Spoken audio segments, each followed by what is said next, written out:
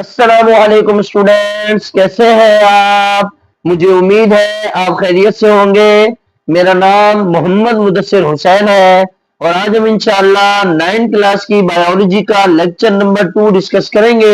Student, अगर last lecture की बात की जाए तो उसमें हमने chapter number 2 solving a biological problem start किया था और आज हम इंशाअल्लाह उसी का लेक्चर नंबर 2 डिस्कस करेंगे। उसी चैप्टर यानी सॉल्विंग अ बायोलॉजिकल प्रॉब्लम जो कि 9th क्लास की बायोलॉजी का सेकंड चैप्टर है, उसको आज हम मजीद आगे पढ़ेंगे। यानी जो हमने पिछले लेक्चर में पढ़ा था उसको आज मजीद हम थोड़ा सा डिफाइन करेंगे। पिछले लेक्चर में हमने ओवरव्यू लिया था और आज हम इंशाल्लाह उसको एक्सप्लेन में इंशाल्लाह उसको पढ़ेंगे। सो स्टूडेंट, हमने लास्ट लेक्चर में पढ़ा था कि बायोलॉजिकल प्रॉब्लम क्या है। बेसिकली स्टूडेंट्स, ऐसा कोई मसला जो किसी भी जिंदगी यानी किसी भी जानदार के साथ पेश आए और उसे सॉल्व करने के लिए साइंस के असूल और कवानीन की जरूरत हो, उसे हम बायोलॉजिकल प्रॉब्लम कहते हैं। ये हमने डिस्कस किया था। और ये जो बायोलॉजिकल प्रॉब्लम होती है, इसको जो पूरा सॉल्व करने का जो पूरा प्रोसेस है उसको हम बायोलॉजिकल मेथड कहते हैं। यानी वो तरीका जिसके जरिए बायोलॉजिकल प्रॉब्लम को सॉल्व किया जा रहा है उसे हम बायोलॉजिकल मेथड कहते हैं। सो स्टूडेंट, आज थोड़ा सा आगे इंट्रोडक्शन ले लेते हैं। यानी जो आज हमने चीजें पढ़नी है वो क्या क्या होने जा रही है उनका थोड़ा सा तारुफ जान लेते हैं। सो स्टूडेंट, ये कह रहे हैं कि biological problem is a set of question to be solved about the natural world. ये कह रहे हैं कि जो बायोलॉजिकल प्रॉब्लम है ये बहुत सारे सवालात हैं, यानी कि बहुत सारे मजमुआ हो सकता है सवालात का जिनको सॉल्व करने की जरूरत होती है। These problems can be environmental, ecological, health related etc.. ये कह रहे हैं ये जो मसले हैं ये मुख्तलिफ किस्म के हो सकते हैं। यानी माहौल का मसला हो सकता है, इसी के साथ हेल्थ का मसला हो सकता है, या फिर और माशरती मसला यानी कि माईशत का मसला हो सकता है, यानी कि इकोलॉजिकल मसला हो सकता है, इकोनॉमी का मसला हो सकता है। तो ये मजीद बहुत सारे मसले हैं। No matter what types of problem are being studied, scientists use the same problem solving method to find answers that are logical and supported by evidence। ये कह रहे हैं कोई भी प्रॉब्लम हो, कोई मसला नहीं, कोई भी प्रॉब्लम हो, उसे सॉल्व करने के लिए जो साइंटिस्ट है वो एक ही मेथड इस्तेमाल करते हैं जिसे हम बायोलॉजिकल मेथड कहते हैं, जो कि पूरा तरीकाकार इस्तेमाल होता है चाहे कोई भी प्रॉब्लम हो। सो स्टूडेंट, ये कह रहे हैं कि जो आज हमने एग्जांपल लेनी है या हमने स्टडी करना है तो हमने मलेरिया का करना है कि मलेरिया की प्रॉब्लम को कैसे सॉल्व किया गया, यानी उसको कैसे पता लगाया गया कि कौन सी चीज है जो मलेरिया का सबब बन रही है। ये आज हम इंशाल्लाह डिस्कस करेंगे और पूरा डिटेल समझेंगे कि किस तरह ऑब्जर्वेशन की जाती है। यानी पहले कौन सा स्टेप होता है, बायोलॉजिकल मेथड कहां से स्टार्ट होता है, यानी बायोलॉजिकल प्रॉब्लम को किस तरह सॉल्व किया जाता है, स्टेप बाय स्टेप जो प्रोसेसेस है उनको आज हम इस्तेमाल करके ये जो एक मसला था पुराना यानी कि मलेरिया का, कि मलेरिया का पता नहीं था कि किस वजह से मलेरिया हो रहा है, उसको आज हम पूरा स्टडी करेंगे कि उस मसले को किस तरह सॉल्व किया गया। और हम उस मसले को इंशाल्लाह सॉल्व करेंगे तो हमें ये मालूम हो जाएगा कि किस तरह बायोलॉजिकल प्रॉब्लम को सॉल्व किया जाता है, कौन कौन से उसके स्टेप हैं और किस तरह हम बायोलॉजिकल प्रॉब्लम को सॉल्व कर सकते हैं, या फिर साइंटिस्ट किस तरह बायोलॉजिकल प्रॉब्लम को सॉल्व करते हैं। सो स्टूडेंट, ये कह रहे हैं कि जो अभी बीमारी आप जानते हैं कि मलेरिया जो बीमारी है ये एक फीमेल मॉस्किटो से होती है जिसका नाम एनोफिलस मॉस्किटो है। एनोफिलस मॉस्किटो जो है इसकी वजह से ये बीमारी होती है यानी मलेरिया। सो स्टूडेंट, अब एक और बात भी मैं आपको बता दूं कि जो फीमेल मॉस्किटो होती है यानी मच्छर की जो मादा होती है, जो फीमेल होती है, वो ही खून पीती है, वो ही खून इंसानों का या जानवरों का वो ही खून पीती है। इसके अलावा जो मेल होता है मॉस्किटो मेल यानी मच्छर जो नर होता है, वो जो नर होता है वो कोई भी खून नहीं पीता, वो किसी चीज का भी खून नहीं पीता। वो अपनी ग़िज़ा जो है वो फूलों के रस से हासिल करता है, जो नर मॉस्किटो होता है। जो फीमेल मॉस्किटो होती है वो खून पीती है। सो स्टूडेंट, अब दूसरी बात पे चलते हैं। ये यही कह रहे हैं कि आप जानते हैं कि जो मलेरिया बीमारी है वो फीमेल एनोफिलस मॉस्किटो से होती है। स्टूडेंट इस वर्ड को आपने लाजमी याद रखना है। ये बीसीक्यूज में एमसीक्यूज में आ सकता है। आपसे पूछा जा सकता है कि मलेरिया का सबब क्या चीज है, यानी मॉस्किटो है तो फिर कौन सी मॉस्किटो है, उसमें फीमेल है या मेल है, इस तरह से आपसे क्वेश्चन पूछा जा सकता है। तो आपको पता हो कि फीमेल एनोफिलस मॉस्किटो है जिसकी वजह से मलेरिया होता है। सो स्टूडेंट ये कह रहे हैं कि पहले इस बीमारी का किसी को पता नहीं था, मलेरिया के बारे में, मलेरिया की वजह का किसी को मालूम नहीं था। पहले ये सोचा जाता था कि ये जो बीमारी है ये शायद बैड एयर की वजह से होती है, यानी माहौल में आलूदगी की वजह से या फिर गंदी हवा की वजह से होती है, जिसकी वजह से इसका नाम भी इसी पर रखा गया। यानी मैला का मतलब होता है बैड और एरिया का मतलब होता है एयर। यानी मलेरिया जो मले है, मले का मतलब बैड बनता है और एरिया का मतलब जो है वो एयर बनता है। मलेरिया का मतलब बनता था बैड एयर, यानी वो एयर जो खतरनाक हो, ये गंदी एयर जो होती है उसकी वजह से मलेरिया हो जाता है, पहले ये सोचा जाता था। लेकिन अब मालूम हो चुका है कि एक फीमेल मॉस्किटो होती है, फीमेल एनोफिलस मॉस्किटो होती है जिसकी वजह से मलेरिया होता है। सो स्टूडेंट ये यही कह रहे हैं कि इस प्रॉब्लम को सॉल्व किया गया, साइंटिस्ट ने सॉल्व किया और फिर मलेरिया का रीजन बताया। सो स्टूडेंट मैं आपको एक बार फिर एक जो हमने लास्ट लेक्चर में भी जो एक पूरा चार्ट पढ़ा था, फ्लो चार्ट पढ़ा था, जिसमें हमने डिस्कस किया था कि किस तरह एक बायोलॉजिकल प्रॉब्लम को सॉल्व किया जाता है। आज जल्दी से बस उसका थोड़ा सा रिकॉल करेंगे और आगे चलेंगे। सो स्टूडेंट पहला स्टेप ये होता है कि बायोलॉजिकल प्रॉब्लम को जानना कि बायोलॉजिकल प्रॉब्लम कौन सी है, यानी क्या मसला हो रहा है, किस वजह से हो रहा है। अब वो जो वजह जाननी होती है, उस वजह को जानने के लिए, यानी उस मसले की वजह को जानने के लिए पहले कुछ ऑब्जर्वेशन ली जाती है, यानी उसके बारे में थोड़ा देखा जाता है कि क्या क्या चीजें पेश आ रही है इस मसले की वजह से, और उस बारे में जो प्रीवियस नॉलेज होती है उसको हासिल किया जाता है। उसके बाद एक हाइपोथेसिस बनाई जाती है, एक ख्याल बनाया जाता है कि हाँ भाई, यानी पुरानी जो वजह ले लेते हैं उससे उन्हें कुछ अंदाजा हो जाता है कि भाई इस वजह से ये मसला हो सकता है।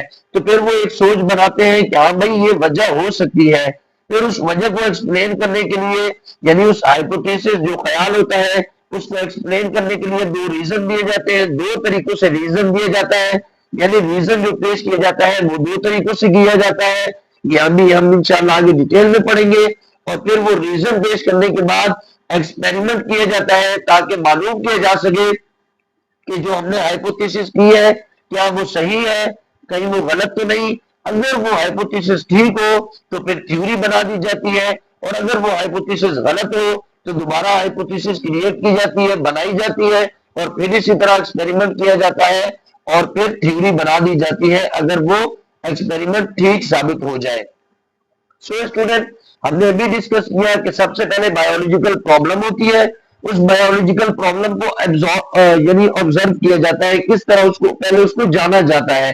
तो an observation is a statement of knowledge gained through the senses, qualitative और through the uses of scientific equipment. ये कह रहे हैं कि ऑब्जर्वेशन जो होती है वो बेसिकली क्या होता है कि वो नॉलेज को जानना होता है। यानी आप जानते हैं कि ऑब्जर्व का मतलब क्या होता है कि यानी हासिल करना, नॉलेज को हासिल करना या उसके बारे में, चीज के बारे में जानना। बेसिकली जब उसके बारे में जानना होगा तो ये हमारे पास नॉलेज ही है, इल्म भी है, यानी इल्म को हासिल कर रहे हैं। ये भी कह सकते हैं कि गेन नॉलेज, यानी नॉलेज को, इल्म को हासिल करना। या फिर क्या कह सकते हैं कि ऑब्जर्वेशन का मतलब होता है कि जानना। अगर आम लफ्जों में कहें तो इसको जानना कहते हैं। सो स्टूडेंट ये यही कह रहे हैं कि ऑब्जर्वेशन में क्या होता है कि जो बायोलॉजिकल प्रॉब्लम है उसको क्या किया जाता है, उसको अपने सेंसेस के जरिए, यानी क्वालिटेटिव बेसिकली क्वालिटेटिव से मुराद सेंसेस है, यानी जो हमारे 5 सेंसेस होते हैं, एयर, सॉरी जो आई होती है, नोज हो गया, इसी तरह जो एयर है यानी सूंघना, आप जानते हैं चखना, ये जो हमारे सेंसेस है इनके जरिए, या फिर कोई साइंटिफिक इक्विपमेंट, यानी वो कोई जो ऑपरेटर्स होते हैं या कोई मशीन हो गई, या फिर जैसे थर्मोमीटर बुखार के लिए इस्तेमाल होता है, इसी तरह मजीद जो इक्विपमेंट है, यानी मजीद जो इंस्ट्रूमेंट होते हैं उनका इस्तेमाल किया जाता है ऑब्जर्वेशन को जानने के लिए। यानी किसी भी चीज को जानने, जो प्रॉब्लम है उसे जानने के लिए या सेंसेस का इस्तेमाल किया जाता है। यानी जो आप भी मैंने आपको बताया कि सूंघना या चखना या देखना ये सेंसेस है, इनका इस्तेमाल किया जाता है, या फिर जो इंस्ट्रूमेंट होते हैं साइंटिफिक जो इंस्ट्रूमेंट होते हैं उनका इस्तेमाल किया जाता है। सो स्टूडेंट, ऑब्जर्वेशन की एग्जांपल हमने देख ली है। हमने आज मलेरिया के बारे में जानना है जो कि हमारी बुक में लिखा हुआ है। सो स्टूडेंट, मलेरिया की एग्जांपल को देख लेते हैं। ये कह रहे हैं कि 1880 में एक साइंसदान थे, एक फिजिशियन थे, यानी जो फिजिक्स के माहिर होते हैं, जिनकी फिजिक्स की फील्ड होती है, वो थे, जिनका नाम लेवेरन था। स्टूडेंट, आपसे ये पूछा जा सकता है कि वो कौन से साइंसदान थे जिन्होंने 1880 में मलेरिया के बारे में यानी उन्होंने स्टडी किया ब्लड सैंपल को लेके। तो आप बताएंगे कि उनका नाम लेविरियन था, लेविरन लेविरन नाम था उनका। सो स्टूडेंट, ये लेविरन जो साइंटिस्ट थे, इन्होंने क्या किया था कि 1880 में इन्होंने ब्लड सैंपल पे स्टडी की थी मलेरिया के पेशेंट की। यानी जो मलेरिया का पेशेंट था, एक पेशेंट था जिसे मलेरिया हो चुका था, उन्होंने उसका ब्लड सैंपल लिया और उस ब्लड सैंपल को लेके, यानी थोड़ा सैंपल का मतलब होता है थोड़ा सा ब्लड लेना, उन्होंने थोड़ा सा ब्लड लिया, उसको माइक्रोस्कोप के नीचे रखकर उन्होंने एब्जॉर्ब किया, यानी उसके बारे में जाना कि इसमें क्या चीज मौजूद है। तो उनको कुछ टाइनी क्रिएचर्स नजर आई, यानी उनको छोटी मखलूक नजर आई, जिनको उन्होंने प्लाज्मोडियम का नाम दे दिया। तो प्लाज्मोडियम का नाम सबसे पहले किस साइंसदान ने रखा था? लेविरन ने। ठीक है, लेविरन एक साइंसदान थे जिन्होंने प्लाज्मोडियम का नाम रखा था 1880 में। बेसिकली स्टूडेंट्स, प्लाज्मोडियम एक मखलूक है, ये एक यूनिसेलुलर ऑर्गेनिज्म है। हमने स्टडी किया था पिछले चैप्टर में, जो फर्स्ट चैप्टर था हमारा, कि यूनिसेलुलर ऑर्गेनिज्म वो ऑर्गेनिज्म होते हैं जो एक सेल से मिलकर बनते हैं। सो स्टूडेंट, ये जो प्लाज्मोडियम है ये अपनी ग़िज़ा खुद नहीं बनाता। ये जो प्लाज्मोडियम है बेसिकली ये ऐसा क्रिएचर है, या ऐसी टाइनी क्रिएचर है, ऐसी छोटी मखलूक है जो क्या करती है, जो कि किसी और ऑर्गेनिज्म पर डिपेंडेंट होती है, यानी उससे अपनी ग़िज़ा हासिल करती है, उसको नुकसान पहुंचाती है और अपनी ग़िज़ा हासिल करती है।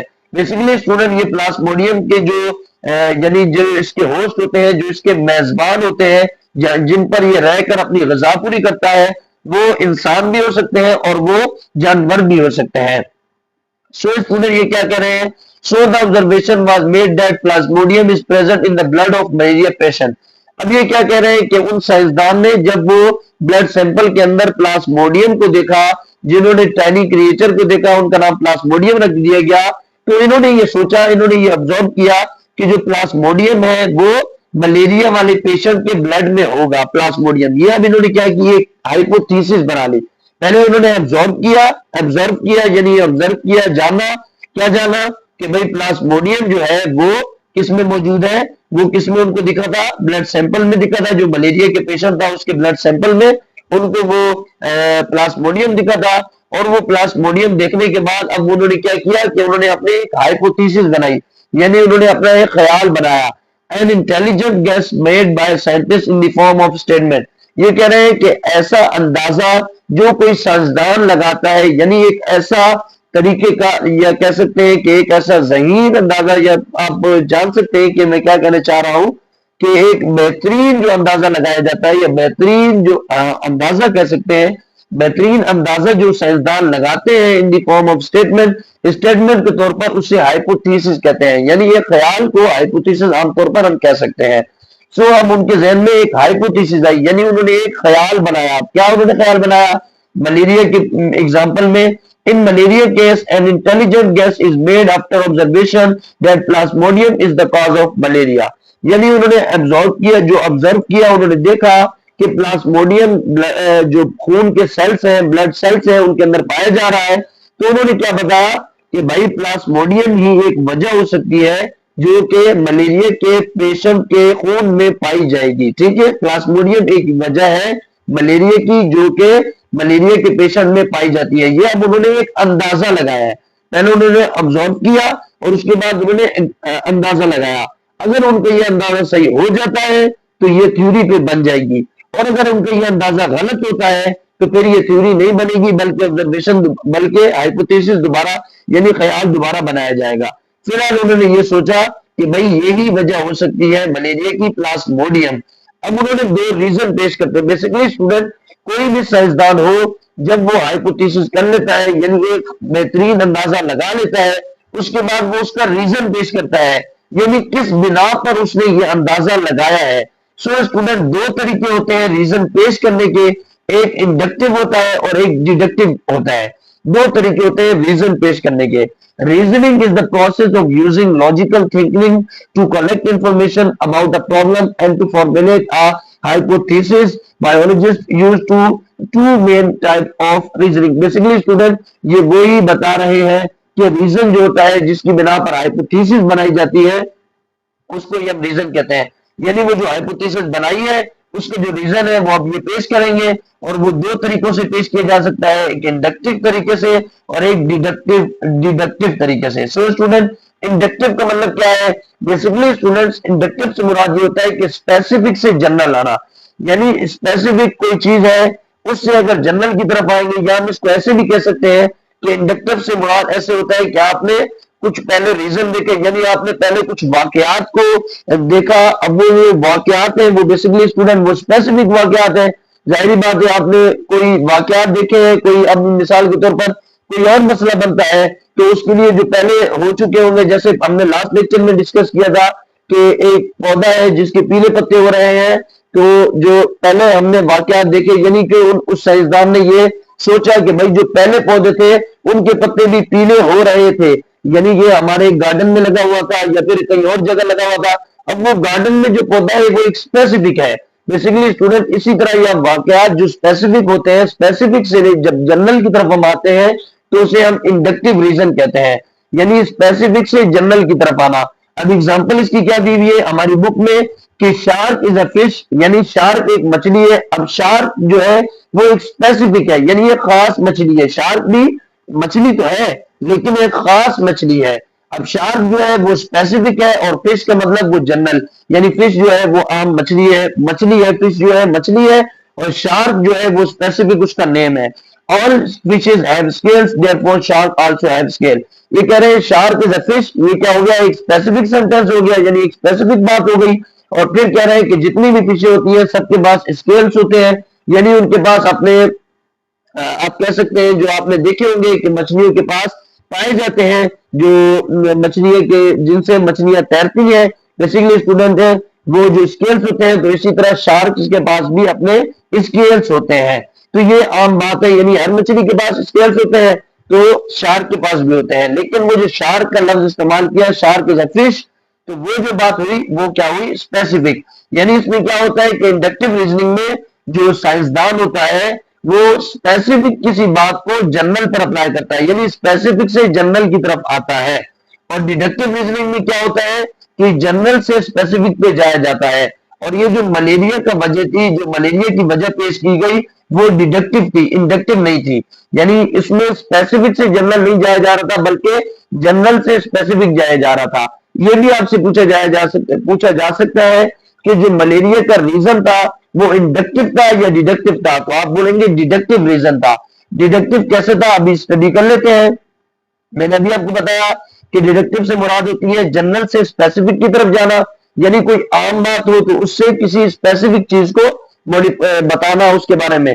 It is based on if then statement, यही आप ये भी कह सकते हैं कि कोई एक स्टेटमेंट है। अब वो जो स्टेटमेंट है जैसे 2 और 2 4 होते हैं, अब ये एक स्टेटमेंट है। इसी तरह कोई स्टेटमेंट जो होती है उसको जब हम किसी स्पेसिफिक चीज पर अप्लाई करते हैं तो अब वो जो स्टेटमेंट है वो जनरल है, यानी 2 और 2 4 होते हैं, आम सी बात है कि 4 ही होते हैं। अब ये स्पेसिफिक चीज पर उसको अप्लाई करेंगे तो वो हमारे पास क्या कहलाएगी? डिडक्टिव रीजन कहलाएगी। तो ये जो मलेरिया का केस था इसमें क्या डिडक्टिव रीजन पेश किया गया। अब एग्जांपल दी हुई है कि मलेरिया के केस में डिडक्शन इज मेड, यानी वो डिडक्टिव रीजन पेश किया गया। If Plasmodium is the cause of malaria, यानी जो उन्होंने हाइपोथेसिस बनाई थी कि मलेरिया की जो काज है, यानी जो वजह है वो प्लाज्मोडियम है। अब ये क्या कह रहे हैं कि ये अब वो उसका रीजन पेश कर रहे हैं, यानी उन्होंने जो सोचा है कि मलेरिया वजह है प्लाज्मोडियम की और प्लाज्मोडियम वजह है मलेरिया की, तो अब ये उसी का क्या कर रहे हैं? ये उसका रीजन पेश कर रहे हैं कि अगर प्लाज्मोडियम वजह है मलेरिया की तो जितने भी पेशेंट हैं मलेरिया के उन सब के पास क्या होना चाहिए? उन सब के ब्लड में प्लाज्मोडियम होना चाहिए। अब यहाँ पे आप देख सकते हैं एग्जांपल में ये एक पेशेंट है जो कि मलेरिया का पेशेंट है, उसका जो खून है उसको लिया गया, उसमें बहुत सारे आपको ब्लड सेल्स दिख रहे हैं और ब्लड सेल्स में ये जो आपको क्रिएचर दिख रही है बेसिकली स्टूडेंट यही प्लाज्मोडियम है। और ये फिर इन्होंने एक हाइपोथेसिस पहले उन्होंने की कि भाई हर मलेरिया के पेशेंट के अंदर यानी मलेरिया के पेशेंट में प्लाज्मोडियम होता है, ये उन्होंने एक हाइपोथेसिस की और फिर उसका रीजन पेश किया कि जितने भी अगर ये वजह है यानी प्लाज्मोडियम मौजूद है मलेरिया में मलेरिया के पेशेंट में, तो उन्होंने बताया फिर जाहिर बात है रीजन ये पेश किया कि हर फिर जितने भी पेशेंट हैं उन सब पेशेंट के अंदर क्या होगा, प्लाज्मोडियम मौजूद होगा। सो स्टूडेंट फिर उन्होंने एक्सपेरिमेंट किया, एक्सपेरिमेंट में उन्होंने क्या किया, आप एक्सपेरिमेंट का अगर आप डेफिनेशन चाहेंगे तो आप इसी तरह अगर आपने कोई भी चीज की डेफिनेशन देखनी हो तो आप स्क्रीनशॉट ले लीजिएगा और उसकी स्टडी कर लीजिएगा। मैं आपको एग्जांपल समझाता हूँ। एग्जांपल में क्या है भाई, एक्सपेरिमेंट अब उन्होंने किया, अब उन्होंने 100 मलेरिया पेशेंट लिए यानी 100 जो पेशेंट थे मलेरिया के उनका सैंपल लिया, ब्लड का सैंपल लिया यानी खून लिया और 100 ऐसे बंदों का लिया जो बिल्कुल सही थे। अब देखिए एक्सपेरिमेंटल ग्रुप यानी जिन पर एक्सपेरिमेंट किया जा रहा है और कंट्रोल ग्रुप जिनको कोई भी बीमारी नहीं है। तो एक्सपेरिमेंटल ग्रुप में 100 उन्होंने ब्लड सैंपल लिए और इसी तरह 100 हेल्थी जो पर्सन थे उनके सैंपल लिए एक्सपेरिमेंट के तौर पर। अब जो हाइपोथेसिस है उसको एक्सपेरिमेंट के जरिए सॉल्व किया जाएगा कि वो सही भी है या गलत है। सो स्टूडेंट फिर जब उनको चेक किया गया तो जो 100% जो 100 मलेरिया के पेशेंट थे जिनका जो ब्लड सैंपल था उनके अंदर प्लाज्मोडियम मिला और जो सही थे जो पर्सन थे 100 उनके जो सैंपल में प्लाज्मोडियम नहीं मिला। तो फिर इससे ये साबित हो गया कि जो प्लाज्मोडियम है वही वजह है मलेरिया की। इससे हमें पता चला कि मलेरिया की जो वजह होती है वो एक बेसिकली मच्छर होता है। लेकिन अब ये याद रखना कि जो मच्छर है बेसिकली स्टूडेंट असल वजह जो है वो प्लाज्मोडियम है। प्लाज्मोडियम जो होता है ये बेसिकली ये पहले किसी जानवर में था और उस जानवर को जब मच्छर काटता है, फॉर एग्जांपल मैं आपको बता रहा हूं कि पहले क्या हुआ था, शुरू में क्या हुआ था, क्या हो सकता है, क्या मतलब आप अंदाजा लगा सकते हैं कि क्या हुआ होगा। अब देखिए एक तो कोई एनिमल था जिसको मॉस्किटो ने काटा, अब मॉस्किटो के काटने की वजह से वो जो प्लाज्मोडियम था वो उस मच्छर में आ गया। फिर जब वो मच्छर किसी ऑर्गेनिज्म को या किसी इंसान को काटेगा तो फिर वो जो है जो मलेरिया है यानी प्लाज्मोडियम है वो उस बंदे में मुंतकिल होगा। ये आप याद रखना कि जो मॉस्किटो है वो एज ए कैरियर है यानी वो कैरियर के तौर पर काम करता है, वो लेके जाने का काम करता है, असल प्लाज्मोडियम वजह है।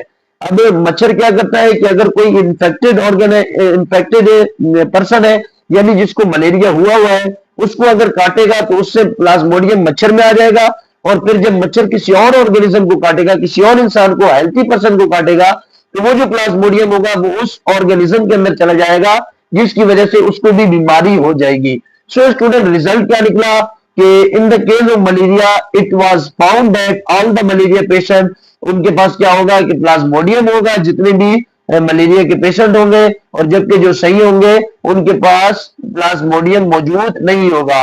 फिर कंक्लूजन बेसिकली स्टूडेंट रिजल्ट का मतलब क्या होता है, रिजल्ट में हम वो सारी चीजें नोट डाउन करते हैं ये जो एक्सपेरिमेंट में हुई होती है, जो एक्सपेरिमेंट में होती है उन सब की हम डिटेल देते हैं यानी result are where you report what happened in the experiment यानी एक्सपेरिमेंट में क्या हुआ है उसकी हम रिपोर्ट देते हैं और उसमें ऑब्जर्वेशन भी शामिल है और इसी तरह जो डेटा लिया है वो भी शामिल है यानी उन सब की हम क्या करते हैं, उन सब की हम रिपोर्ट देते हैं। और कंक्लूजन में क्या होता है बेसिकली स्टूडेंट, कंक्लूजन में जो रिजल्ट होता है उसको क्या किया जाता है, उसके बारे में उसको एक्सप्लेन किया जाता है, उसके बारे में वजाहत दी जाती है। Conclusion is the final step of the scientific method where all the results from the experiment are analyzed and a determination is reached about the hypothesis। और उसमें ये चेक किया जाता है कि ये जो रिजल्ट है क्या ये हाइपोथेसिस से मैच करता है या नहीं। अगर वो हाइपोथेसिस से मैच ना करे तो फिर मैंने आपको बताया दोबारा हाइपोथेसिस बनाई जाती है और अगर मैच कर ले तो क्या किया जाता है, थ्योरी बना दी जाती है। सो स्टूडेंट अब ये थ्योरी मशहूर है कि क्या है, प्लाज्मोडियम वजह है मलेरिया की। तो इस तरह ये एक थ्योरी पूरी वजूद में आई। हमने ये पूरा स्टडी किया कि किस तरह ये थ्योरी वजूद में आई।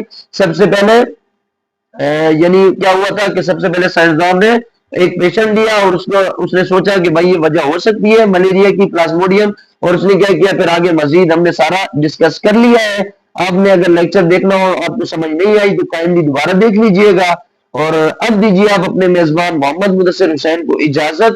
इंशाल्लाह नेक्स्ट लेक्चर में जो मजीद थ्योरी है, लॉ और प्रिंसिपल है, और रेशो क्या होता है, प्रोपोर्शन क्या होती है, इसी तरह जो मजीद हमारी बुक में जो चीजें रह गई है थ्योरी, वो इंशाल्लाह हम अगले लेक्चर में कवर कर लेंगे। और इंशाल्लाह कल इंशाल्लाह लेक्चर अपलोड करेंगे और उसमें इंशाल्लाह सारा चैप्टर नंबर 2 मुकम्मल कर देंगे, और उससे अगला जो लेक्चर होगा उसमें BCQs और इसी तरह फिर मजीद 1-2 लेक्चर में शॉर्ट आंसर और लॉन्ग आंसर भी कवर कर देंगे। सो स्टूडेंट, अगर आपने हमारा चैनल सब्सक्राइब नहीं किया तो काइंडली सब्सक्राइब कर दे और इसे अपने दोस्तों के साथ शेयर भी कर दे। तो अब दीजिए आप अपने मेजबान मोहम्मद मुदस्सिर हुसैन को इजाजत। नेक्स्ट लेक्चर में मुलाकात होती है, तब तक के लिए अल्लाह हाफिज।